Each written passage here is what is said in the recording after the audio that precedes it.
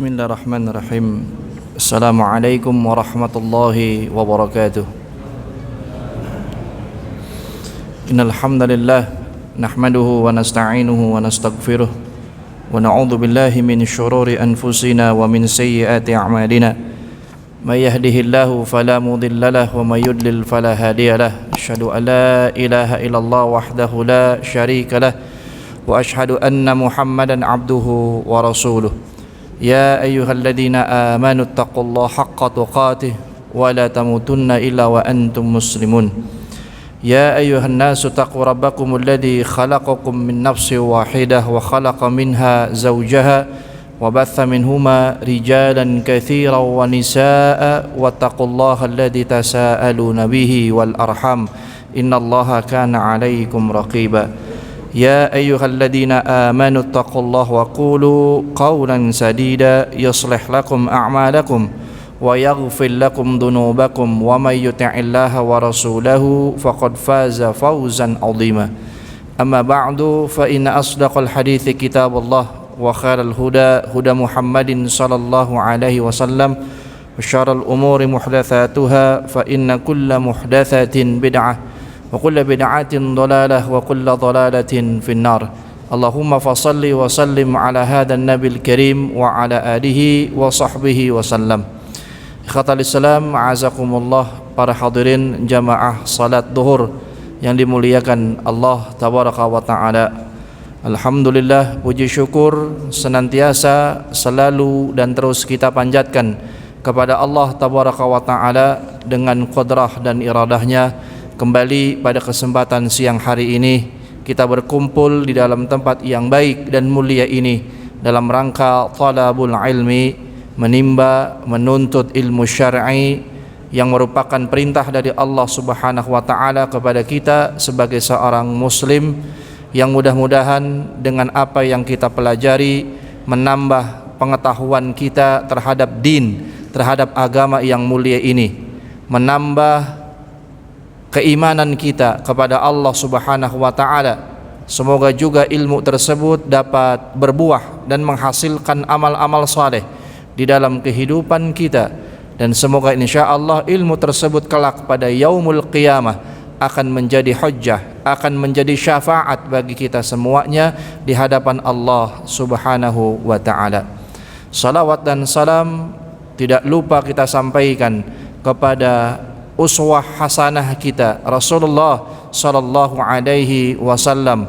Salawat dan juga salam selalu kita sampaikan kepada ahlul bait, keluarga besar beliau, istri-istri dan anak-anak keturunan beliau, juga para sahabat dan sahabiyah radhiyallahu taala anhum ajma'in, dan juga kepada seluruh kaum muslimin, kepada saudara-saudara kita yang terdahulu hari ini dan akan datang, yang mereka semuanya istiqamah, berada di atas jalan, berada di atas tuntunan dan berada di atas sunnah Rasulullah sallallahu alaihi wasallam sampai yaumul qiyamah.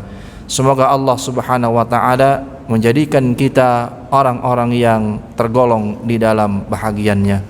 Ikhwatal Islam, a'azakumullah, para hadirin jamaah yang dimuliakan Allah tabaraka wa taala, melanjutkan kembali pelajaran kita dari kitab Syama'il Muhammadiyah, ya, yang lalu kita membahas berkaitan dengan kisah yang mulia, ya, seorang sahabat besar, sahabat Sa'ad ibnu Mu'ad radhiyallahu taala anhu, yang dimana kita ketahui tatkala meninggalnya sahabat ini, sahabat Sa'ad ibnu Mu'ad radhiyallahu taala anhu, sampai Nabi pun mengatakan ihtazzu lahu arsyur rahman, sampai bergetarnya arasy ar-Rahman, sampai bergetarnya arasy-Nya Allah Subhanahu wa taala. Karena betapa mulianya, betapa agungnya sahabat ini, dari sejak kecilnya, masa mudanya sampai hari dewasanya, ya, bahkan sampai menutup usianya, seluruh umurnya, seluruh usianya sahabat ini khidmatkan untuk Islam dan kaum muslimin, untuk perjuangan dinul Islam, yang bahkan kita ketahui sekilas kita mengulang cerita yang lalu bagaimana sampai sahabat ini pun dalam keadaan sakit parah, yang terdapat luka di badannya akibat tertancap panah ketika ikut berperang bersama Rasulullah SAW dalam perang Khandak, perang Parit, maka di saat itu pun ia menjadi hakim, menjadi hakim penengah di antara permasalahan yang muncul antara kaum muslimin dengan Bani Quraidah yang saat itu berkhianat, melanggar perjanjian yang dibangun antara mereka dengan kaum muslimin, yang dimana Bani Quraidah kemudian bersekongkol dengan kaum kafir Quraisy dan juga dari orang-orang Yahudi. Maka ditunjuklah sahabat ini, Sa'ad ibnu Mu'ad radhiyallahu taala anhu, untuk menjadi hakim di antara mereka, sampai wafatnya, sampai meninggal dunianya, sampai Nabi SAW pun kemarin mengatakan ihtazalahu arsyur rahman, maka bergetarlah dengan kepergian sahabat ini arasnya Allah Subhanahu wa ta'ala. Semoga insyaallah kita bisa mengambil ibrah dan pelajaran yang banyak dari kisah-kisah para sahabat radhiyallahu ta'ala anhum ajma'in. Selanjutnya kata Islam, ma'azakumullah, kita lanjutkan pada hadis berikutnya, pada hadis nomor ke-20. Haddatsana Muhammad ibnu Bashar qala haddatsana Abu Asim qala haddatsana Ghazratu ibnu Thabit qala haddatsani Ilba ibnu Ahmar al-Yashkuri qala haddatsani Abu Zaid Amru ibnu Akhtab al-Ansari qala li Rasulullah sallallahu alaihi wasallam, ya Aba Zaid udnu minni famsah dhahri, famasahtu dhahrahu fawaqa'at asabi'i 'alal khatam, qultu wamal khatam, qala sya'aratun mujtami'atun. Kita lihat di sini khatal Islam, Muhammad bin Bashar bercerita kepada kami, ia berkata, Abu Asim bercerita kepada kami, ia pun berkata, Azrah bin Thabit bercerita kepada kami, ia pun berkata, Ilba ibnu Ahmar al-Yashkuri juga bercerita kepadaku, ia berkata, Abu Zaid Amru ibnu Akhtab al-Ansari bercerita kepadaku, ia berkata, Rasulullah sallallahu alaihi wasallam bersabda kepadaku, kata sahabat Amru ibnu Khattab al-Ansari, Amru ibnu Akhtab al-Ansari, kata Nabi SAW, ya Aba Zaid, ya Aba Zaid, mendekatlah kepadaku dan rabaklah punggungku. Kata Nabi SAW, ya Aba Zaid, sini mendekat kepadaku, kemudian rabaklah punggungku, kata Nabi SAW. Kemudian kata sahabat ini, aku pun meraba punggungnya Nabi SAW, sampai jari jemariku itu menyentuh khatamun nubuwah, menyentuh tanda kenabian beliau sallallahu alaihi wasallam. Maka kemudian Ilba bertanya, bagaimana dengan khatamun nubuwah itu? Apa sih cirinya? Apa yang kau sentuh dari punggungnya Nabi sallallahu alaihi wasallam? Maka kata Amru ibnu Akhtab al-Ansari, yang diminta oleh Nabi untuk menyentuh punggungnya, kata dia adalah qala sya'aratun mujtami'atun, yakni itu adalah kumpulan dari sya'arat, rambut-rambut ataupun bulu-bulu. Jadi yang disentuh oleh Abu Zaid ketika disuruh oleh Nabi SAW menyentuh punggungnya, dan ia menyentuh tanda khatamun nubuwah, tanda kenabian Nabi sallallahu alaihi wasallam. Kata sahabat ini adalah khatamun nubuwah yang aku raba, yang aku sentuh dari punggungnya Nabi SAW adalah yani sya'aratun mujtami'at, yani seperti kumpulan rambut Pak, atau bulu-bulu yang tersentuh, yang tersentuh. Naam. Nanti ada penjelasannya. Kita lihat khatal Islam. Perkataan Amr bin Akhtab al-Ansari, yang menceritakan tentang hal itu, tentang menceritakan tentang khatamun nubuwah, sahabat yang menyentuh, diminta oleh Nabi SAW menyentuh punggungnya Rasulullah SAW, dan kemudian sahabat ini meraba bagian tanda kenabian di punggungnya Rasulullah sallallahu alaihi wasallam. Ya, dialah ya sahabat Amr ibnu Akhtab al-Ansari, di mana dikatakan di sini, qala li Rasulullah sallallahu alaihi wasallam ya Aba Zaid, berkata kepadaku Rasulullah sallallahu alaihi wasallam, ya dengan memanggil ya Aba Zaid. Rasulullah memanggil sahabat ini dan juga para sahabat-sahabat yang lainnya ya dengan kunyah. Kemarin sudah Anda jelaskan, kunyah itu ya diterjemahkan dengan apa, Pak? Julukan, panggilan atau gelar. Dan sahabat ya ini Abu Zaid ya Amr ibnu Akhtab al-Ansari, ya tadi sahabat ya Amr ibnu Akhtab al-Ansari ini punya kunyah, punya julukan, punya gelar, punya panggilan adalah Aba Zaid, Abu Zaid, ya Abu Zaid. Nah, kalau kemarin sahabat yang lalu ya kunyahnya Aba Hamzah, atau sahabat-sahabat lain punya gelar, punya julukan sendiri. Ini apa kata para ulama? Menunjukkan betapa lemah lembutnya Rasulullah SAW dan betapa menghormatinya Nabi kepada para sahabatnya. Ya, ini menunjukkan rasa sayang, menunjukkan rasa hormat Rasulullah SAW kepada para sahabatnya. Ya, antum bisa bayangkan betapa cintanya, betapa sayangnya Rasulullah, betapa hormatnya Rasulullah SAW kepada para sahabatnya. Ya, makanya sebagai bentuk kedekatan, sebagai bentuk keakraban antara Rasulullah dan para sahabatnya, Nabi memanggil dengan julukannya, Pak, dengan kunyahnya. Itu menunjukkan apa? Menunjukkan kedekatan dan keakraban. Ya, sama seperti kita, Pak. Ya, beda tentu mungkin sama orang yang baru kita kenal dengan orang yang sudah bertahun-tahun bahkan berpuluh tahun kita kenal, bagaimana? Tentu tidak sama, kan, berbeda. Mungkin orang yang baru kita kenal ya kita pasti memanggilnya dengan namanya misalnya. Tapi kalau orang sudah lama kenal, Pak, sudah tahun-tahunan, bahkan mungkin ada yang dari teman sekolah dari kecil sampai dewasa, ya sudah sangat dekat sekali, pasti punya panggilan khusus, iya atau tidak? Ya kan, pasti punya panggilan khusus gitu ya. Dan ini Nabi pun sallallahu alaihi wasallam memanggil para sahabatnya dengan panggilan-panggilan tertentu, panggilan khusus ya, dengan kunyah mereka, dengan julukan mereka ya, seperti Amr ibnu Akhtab al-Ansari radhiyallahu taala anhu ya, yang bergelar Aba Zaid ya, Abu Zaid ya. Biasanya itu, Pak, kunyah itu dinisbatkan kepada nama anaknya tuh. Misalkan namanya ya Muhammad, punya anak namanya Qasim misalnya, maka dipanggil Abal Qasim, yaitu kunyah, julukannya. Ya, demikian ya kata Islam azakumullah ya. Itu dikatakan di sini ya oleh para ulama menunjukkan lemah lembutnya hatinya Rasulullah SAW dan menunjukkan rasa hormatnya Rasulullah SAW kepada para sahabatnya. Ya, dan bentuk penghormatan itu adalah yakni Rasulullah memanggil para sahabat dengan kunyahnya, dengan julukannya, dengan gelarnya, dengan panggilannya. Dan sahabat ini sekali lagi Amr ibnu Akhtab al-Ansari ya bergelar atau memiliki kunyah Abu Zaid ya, dipanggil dengan sebutan Aba Zaid ya.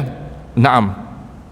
Kemudian Nabi mengatakan udnu minni ya. Rasulullah SAW kemudian meminta kepada Amr bin Akhtab agar mendekat kepada beliau, mendekat kepada beliau. Nabi yang meminta sahabat ini karena Nabi ingin sengaja menunjukkan kepada sahabat ini ya tentang khatamun nubuwah, tentang tanda kenabian beliau sallallahu alaihi wasallam ya. Jadi ada yang memang para sahabat tidak sengaja, Pak, melihat tanda kenabian itu, melihat dari punggungnya Rasulullah SAW. Ada yang melihatnya tanpa sengaja, ada juga memang yang sengaja ingin ditunjukkan oleh Nabi SAW.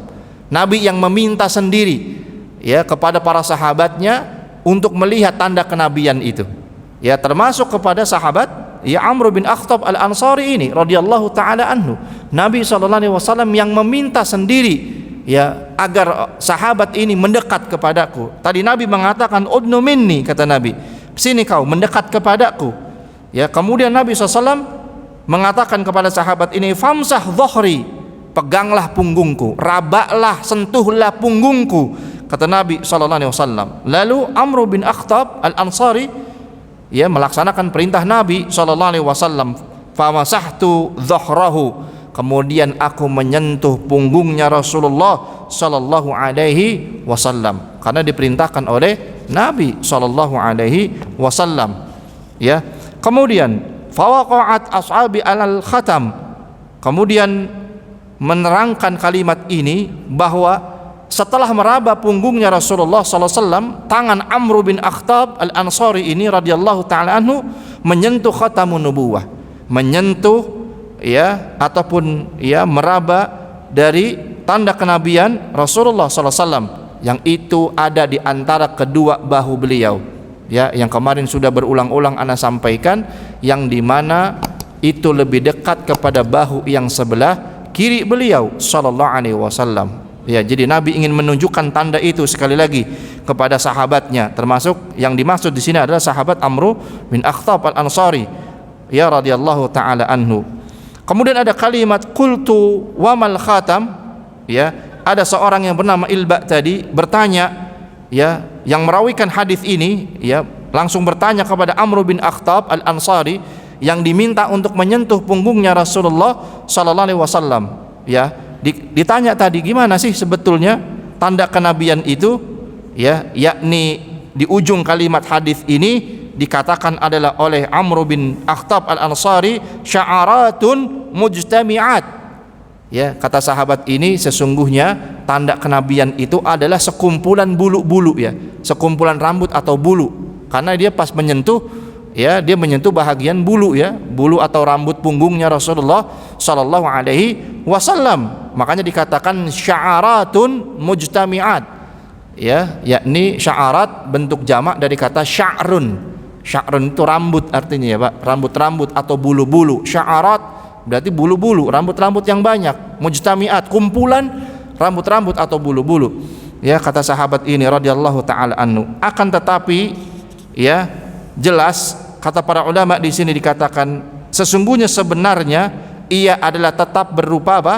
Daging, berupa daging yang agak menonjol di antara kedua bahunya Rasulullah sallallahu alaihi wasallam, yang itu berbentuk seperti telur burung dara, seperti penjelasan hadis-hadis sebelumnya, seperti riwayat-riwayat yang telah disampaikan oleh para sahabat sebelumnya. Walaupun sahabat ini memang ketika menyentuh seperti bulu-bulu atau rambut-rambut yang banyak, sebetulnya itu adalah tetap daging yang tumbuh, daging yang tumbuh di punggungnya Rasulullah SAW, yang kemudian daging itu tertutup oleh apa, Pak?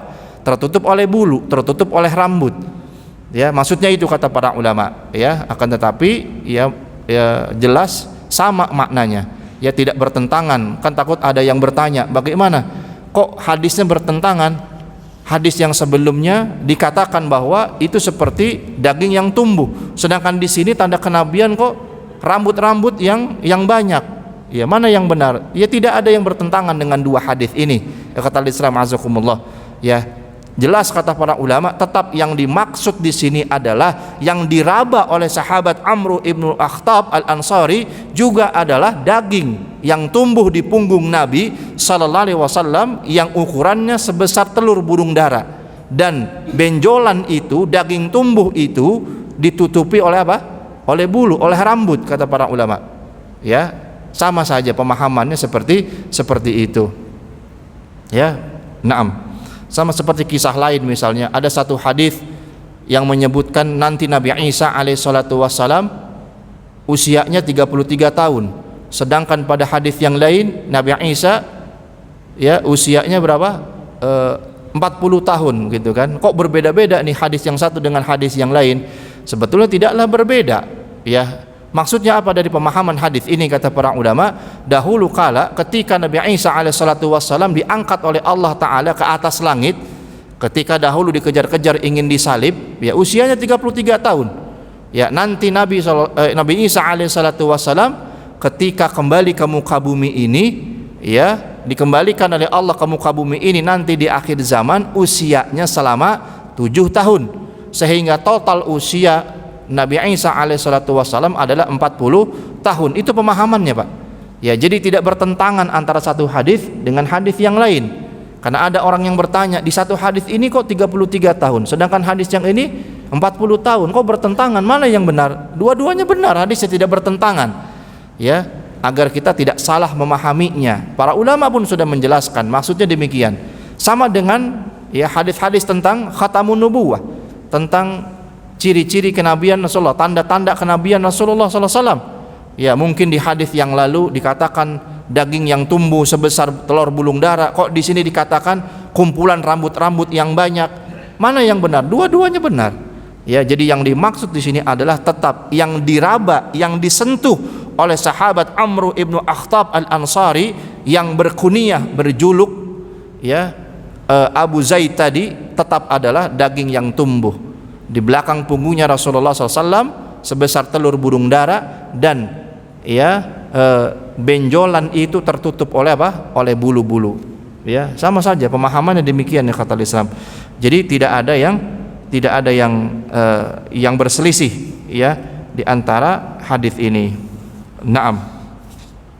Kemudian kata Islam dikatakan juga ada di riwayat yang lain, Imam Tirmidzi dalam Musnad Ahmad dengan sanad yang kuat, ya sanad yang qawi, dari Abu Zaid Amr al-Ansari, tatkala ia berkata, qala li Rasulullah SAW udnu minni, ketika Rasulullah SAW berkata kepadaku, udnu minni, sini kamu mendekat kepadaku. Qala famasaha biyadihi ala ra'sihi wa lihyatihi thumma qala Allahumma hamilhu wa adim jamalahu. Ya, jadi ada riwayat yang lain yang Rasulullah SAW pun berkata kepada sahabat ini, ya kepada sahabat ya Abu Zaid atau Amr ibnu Akhtab al-Ansari ini. Dalam riwayat ya Tirmidzi dalam Musnad Imam Ahmad dikatakan, sini kata Nabi SAW. Kemudian Nabi pun berkata dan bersabda, famasaha biyadihi ala ra'sihi. Kemudian Rasulullah SAW mengusap kepalaku. Kemudian walihyatihi, dan kemudian Rasulullah juga mengusap jenggotnya. Ya, Nabi memanggil sahabat ini, dekatlah ke sini. Kemudian Nabi mengusap kepalanya sambil juga Nabi mengusap jenggotnya. Sambil Nabi SAW berdoa kepada Allah, Allahumma hamilhu ya wa adim jamalahu. Ya, kata Nabi SAW, ya Allah, jadikanlah ia orang yang tampan, ya tampan rupawan wajahnya, dan kata Nabi, dan kekalkanlah ketampanannya. Subhanallah. Ya, jadi sahabat Amr ibnu Akhtab al-Ansari ini yang bergelar siapa tadi? Abu Zaid radhiyallahu taala anhu. Ya, dalam riwayat yang lain ya kata Imam Tirmidzi ya disebutkan bahwa selain tadi dia diminta oleh Nabi untuk mendekat dan mengusap bagian punggungnya Rasulullah untuk ya melihat ya khatamun nubuwah, tanda kenabian tadi.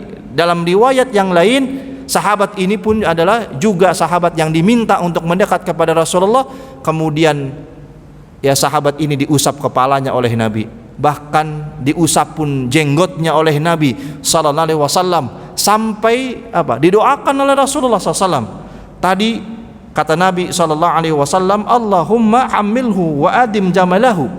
Ya Allah, ya berikanlah ketampanan kepada orang ini dan kekalkanlah ketampanannya. Subhanallah, ya mulia sekali ya Pak. Ada sahabat didoakan menjadi orang yang tampan, orang yang jamil, yang ganteng, dan Nabi mendoakan semoga ketampanannya ini kekal. Subhanallah. Ya, doanya Nabi berkah tidak? Berkah. Doanya Nabi penuh dengan keberkahan. Ya, makanya sekali lagi setiap kejadian yang terjadi di zaman Rasulullah dan para sahabat, ya rata-rata semua atas keagungan, ya keberkahan doanya Rasulullah sallallahu alaihi wasallam. Dahulu kita pernah ceritakan ada salah seorang sahabat yang sampai didoakan panjang umur oleh Rasulullah sallallahu alaihi wasallam, umurnya panjang sampai 96 tahun lamanya. Bahkan termasuk sahabat ini, ya kata pensyarah hadis ini, Amr bin Akhtab al-Ansari radhiyallahu taala anhu, bahkan usianya sampai 100 tahun, Pak.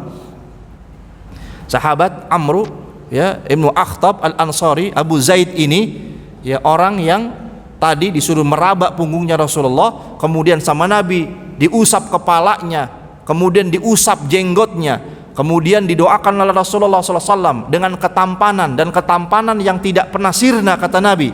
Berkah doanya Rasulullah SAW kepada sahabat ini, yang sampai diceritakan oleh para ulama termasuk pensyarah hadis ini, sahabat ini panjang usianya Pak, sampai bahkan 100 tahun dikatakan. Subhanallah, ya. Nah, disebutkan Al-Amr bin Akhtab Ansori ini orang yang cukup berusia panjang, sahabat yang juga usianya panjang, bahkan sampai disebutkan yakni bahkan lebih dari 100 tahun. Bukan cuma 100 tahun Pak, lebih dari 100 tahun. Subhanallah, berkah doanya Rasulullah sallallahu alaihi wasallam. Bukan hanya itu, ya. Kalau sahabat yang sebelumnya kita ceritakan 96 tahun, jildan mu'tadilan, tegap badannya, tidak bungkuk. Orang usia 96 tahun tegap tidak bungkuk. Sahabat ini karena didoakan ketampanan oleh Nabi SAW, usianya panjang bahkan sampai lebih dari 100 tahun, sampai dikatakan tidak didapati ya satupun uban yang tumbuh pada rambut dan jenggot beliau radhiyallahu taala anhu. Ya, karena tadi yang diusap apa Pak? Rambutnya sama Nabi, jenggotnya diusap sama Nabi sallallahu alaihi wasallam, didoakan ketampanan dan kekal ketampananmu. Orang usia sampai 100 lebih Pak, enggak ubanan, jenggotnya enggak ubanan, rambutnya juga tidak ubanan. Lah kalau kita orang sekarang mah subhanallah, baru kepala 3 aja udah pada apa? Ubanan. Ya, banyak enggak? Banyak, ya. Makanannya enggak jelas, mungkin pola makannya tidak jelas, pola hidupnya tidak jelas, sehingga banyak orang-orang sekarang ini tua sebelum waktunya Pak, ya kan? Tua secara penampilannya gitu kan. Subhanallah, iya banyak kita lihat sekarang ini. Mungkin hormon juga segala macam. Ya bahkan juga anak pernah dulu di Mahat ya, di pesantren, ya masih usia apa namanya aliyah ya, kalau aliyah itu SMA berarti ya setaranya, itu udah ubanan bahkan satu kepala ya, satu rambut. Ya mungkin kalau itu hormon, ya hormon ya. Walaupun orang sekarang juga banyak yang seperti itu, usianya masih muda tapi sudah terlihat banyak beruban. Subhanallah. Tapi sahabat ini usianya bahkan lebih dari 100 tahun dikatakan, ya kata perawi hadis ini, bahkan atau pensyarah hadis ini, akan tetapi tidak didapati satupun uban yang menumbuh pada rambut dan jenggot sahabat ini radhiyallahu taala anhu, kecuali kalaupun ada hanya sedikit, kata para ulama, hanya sedikit. Kulit wajahnya tidak keriput Pak, ya orang 100 tahun tidak keriput wajahnya, ya kulit wajahnya tetap indah, tidak keriput, ya subhanallah, ya. Nah inilah apa kemuliaan doanya Rasulullah sallallahu alaihi wasallam, dan dikatakan ketampanan sahabat ini radhiyallahu taala anhu tetap terjaga hingga hari wafatnya sahabat ini, semua atas berkat ya keberkahan doanya Rasulullah sallallahu alaihi wasallam. Ya Pak, jadi itulah ya sekali lagi kehebatan ya, kemujarapan kalau bahasa kitanya juga doanya Rasulullah sallallahu alaihi wasallam. Jadi yang bermanfaat itu doanya Rasulullah ya, bukan yang lain ya. Seperti juga dulu sering ana sebutkan ya, menancapkan pelepah kurma yang basah di atas kuburan, kemudian Nabi berdoa, bukan pelepah kurmanya yang bermanfaat tapi doanya Rasulullah sallallahu alaihi wasallam. Ya makanya jadi sekarang orang ada yang datang ke makam, datang ke kuburan, ziarah ya, kemudian bawa-bawa air itu Pak, disiramin doang kuburan tapi tidak didoakan gitu. Tidak ada manfaatnya. Ya sama dengan apa yang dilakukan Nabi dahulu. Ya, jadi yang bermanfaat itu doanya, ya, bukan perilakunya, bukan perbuatannya, tapi doanya Rasulullah sallallahu alaihi wasallam. Ya. Naam. Ya, inilah doa yang ringan, kata para ulama, doa yang ringan, doa yang mudah diucapkan tapi penuh dengan keberkahan dan manfaat yang besar. Ya, yang doanya Rasulullah SAW tidak mungkin tertolak di hadapan Allah tabaraka wa taala. Ya, maka jadilah ya orang ini orang yang penuh dengan keberkahan. Nah, Tentu bagaimana dengan kita, kata para ulama, jika kita ingin mendapatkan kemuliaan di hadapan Allah Subhanahu wa taala, maka seyogyanya bagi kita adalah lebih memperhatikan kepada sunnah, lebih memperhatikan kepada sunnahnya Rasulullah sallallahu alaihi wasallam, dari mulai kita mengkajinya, menghafalnya, memahaminya, mengamalkannya, ya, kepada sunnah Rasulullah sallallahu alaihi wasallam. Karena kata para ulama, ya, dalam kelanjutan syarah hadis ini, seperti, ya, Nabi SAW ketika berada di Mina, ketika haji wada', ya, tahun 10 Hijriyah, Rasulullah SAW bersabda, "Naddarallahu imra'an sami'a maqalati fawa'aha fa'addaha kama sami'aha." Kata Nabi SAW, Allah Subhanahu wa taala akan memperindah wajah dan penampilan seseorang yang mendengarkan perkataanku. Ya, jelas ya Pak.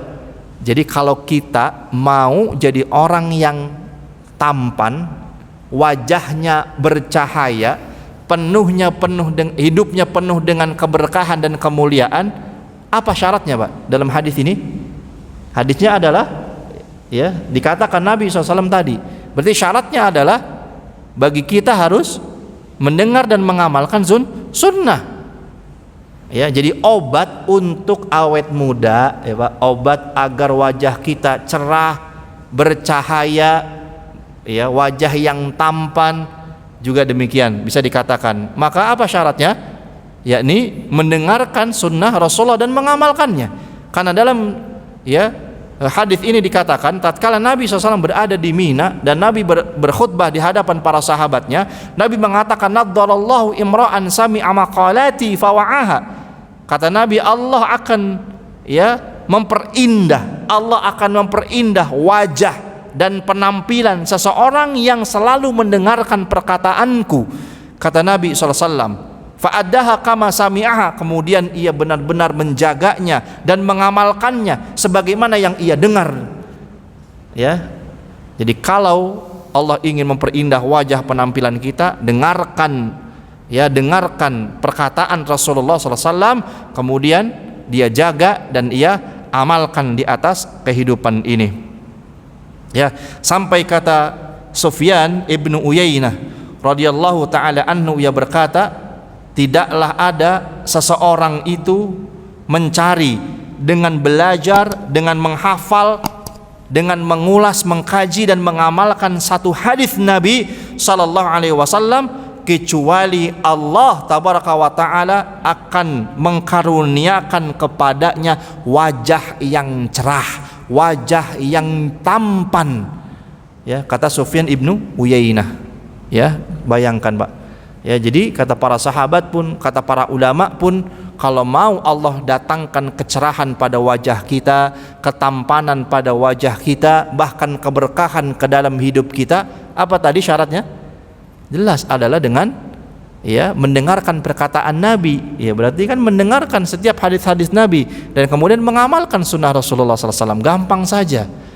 Ya, jadi kalau obatnya mau tampan, mau ganteng, ya Pak, bukan bolak-balik ke dokter perawatan, ya Pak, kan, wah, suntik sana, suntik sini, harus begini, harus begitu, sampai dioperasi wajahnya. Karena takut apa? Takut tua, takut udah nggak ganteng, takut udah nggak tampan.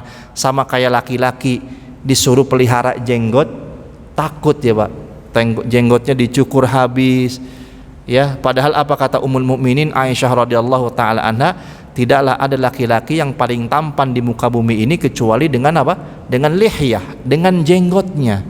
Ummul Mukminin, Pak, memuji laki-laki yang berjenggot, ya, dengan, ya, apa tadi? Dengan kata-kata yang luar biasa. Laki-laki yang paling tampan itu dengan apa? Dengan jenggotnya. Tapi kan ada laki-laki yang takut kelihatan tua, takut kelihatan nggak ganteng lagi. Karena apa? Karena jenggot katanya. Padahal sesungguhnya yang membuat tampan itu adalah dengan jenggotnya, kata Ummul Mukminin Aisyah radhiyallahu taala anha. Ya. Nah, ini juga diantara hal-hal yang perlu kita perhatikan di khatul Islam. Ya, jadi sekali lagi, ya, subhanallah, sampai kata Sufyan bin Uyainah tadi perkataan yang luar biasa, tidaklah seseorang itu mencari, ya, belajar, menghafal, mengulas, mengkaji, mengamalkan satu hadis sunnahnya Nabi sallallahu alaihi wasallam kecuali Allah Subhanahu wa taala pasti akan menganugerahkan kepadanya wajah yang cerah, wajah yang tampan. Ya.